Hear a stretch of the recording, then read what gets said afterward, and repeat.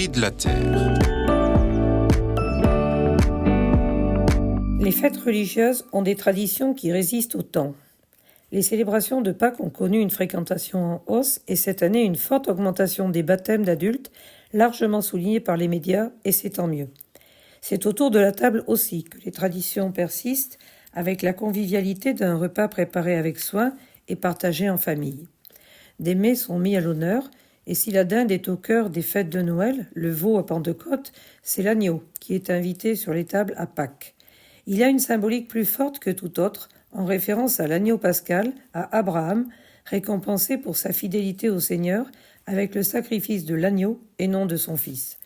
Autre particularité, il est plus qu'œcuménique car Abraham était considéré comme le père des religions juives, chrétiennes et musulmanes selon le livre de la Genèse.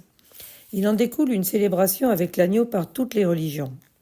À un moment où les affrontements religieux sont exacerbés et douloureux, j'aime cette idée de rassembler tout le monde autour de l'agneau.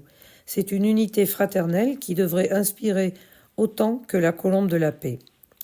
Les éleveurs d'agneaux sont heureux et fiers d'être au rendez-vous de cette tradition, un moment de contact, d'échange et de reconnaissance. Les éleveurs ont toujours fait preuve d'une volonté farouche de maintenir les troupeaux, d'attirer et d'accompagner de jeunes éleveurs, et beaucoup s'installent aujourd'hui. Ils jouent un rôle essentiel et irremplaçable dans la valorisation des prairies, en montagne notamment, où sans eux, les friches et l'incendie détruiraient notre patrimoine et nos paysages.